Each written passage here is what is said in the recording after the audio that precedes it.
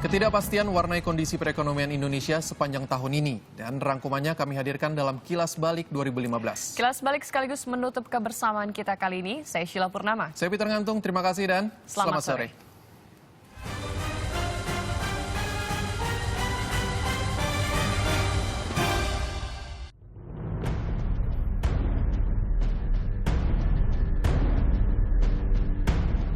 Awal tahun 1 Januari 2015, pemerintahan Joko Widodo Yusuf Kala mencabut subsidi premium.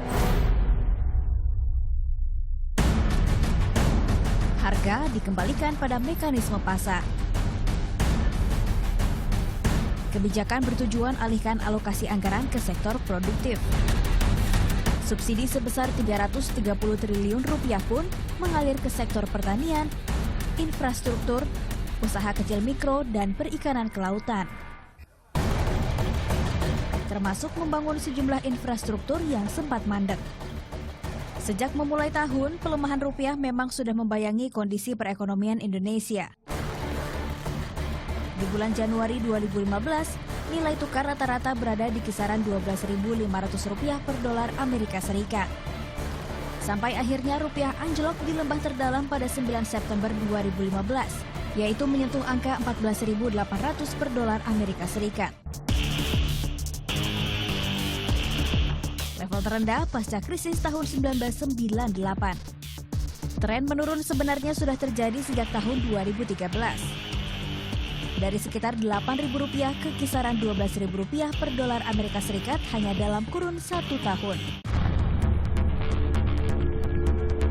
Faktor eksternal berupa ketidakpastian ekonomi global berperan besar pada hal ini. Di antaranya, nilai dolar Amerika menguat di antara mata uang asing lainnya. Sebaliknya, mata uang Tiongkok, yuan juga sengaja didevaluasi.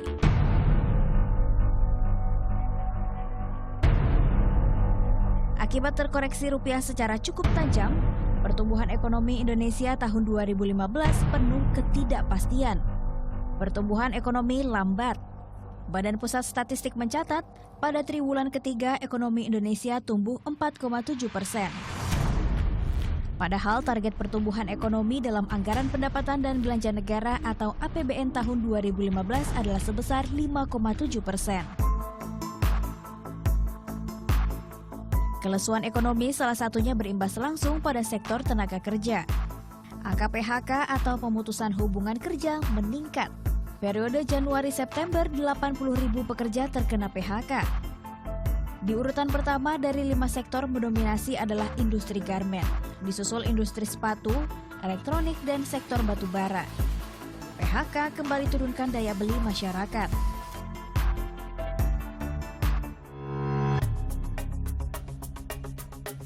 Dibayangi pelemahan rupiah dan menurunnya konsumsi, ekonomi nasional juga terimbas dampak kebakaran besar hutan dan lahan.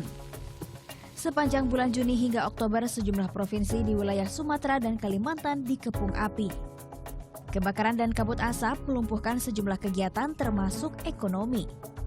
Pada industri penerbangan misalnya, salah satu maskapai penerbangan Garuda Indonesia per Oktober mencatat kerugian sebesar Rp109 miliar akibat batalnya sekitar 1.600 penerbangan.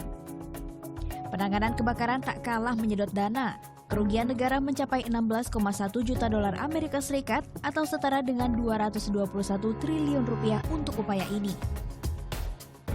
Ya, seperti juga dikatakan bahwa target kita bikin kan tahun lalu. Pada saat ekonomi dunia belum selambat ini. Sehingga memang sulit. Kedua, harga-harga juga kemudian turun sehingga pendapatan masyarakat menurun, sehingga industri juga menurun. Jadi sebagian besar kita tidak memperkirakan keadaan ekonomi dunia yang melambat seperti ini. Pada waktu menyusun target itu tahun lalu. Di tengah kondisi ini, 12 Agustus 2015, Presiden Joko Widodo merombak kabinet kerjanya.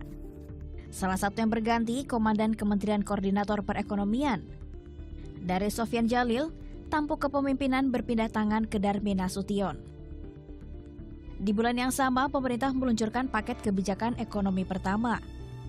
Paket perdana ini menjadi upaya deregulasi mendorong daya saing usaha.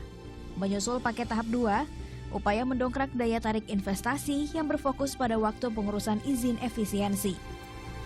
Paket kebijakan ekonomi tahap ketiga meluncur selanjutnya, mengusung diantaranya penurunan harga solar, LPG, dan tarif dasar listrik sektor industri. Buklet lain mengikuti. Sepanjang tahun 2015, total ada 8 paket kebijakan ekonomi. Bertahap, semua bermisi mereformasi bidang ekonomi. Jadi kita berharap banyak paket pemerintah dari 1 sampai 8 yang ditutup kemarin di energi ini akan bisa memberikan efek yang lebih nendang ya di 2016 karena memang paket-paket ini sifatnya nggak semuanya quick win, yang semua bisa langsung kita rasakan gitu. Kayak misalnya paket yang berkaitan dengan kebijakan fiskal ya, keringanan pajak misalnya, itu kan nggak bisa langsung kita rasakan dalam sebulan 2 bulan gitu. Pasar bebas mencakup bidang permodalan, barang dan jasa, serta tenaga kerja. Dengan pemberlakuannya, mobilitas tenaga kerja kompeten antar negara mengalir deras. Baik tenaga kerja Indonesia ke negara ASEAN maupun sebaliknya.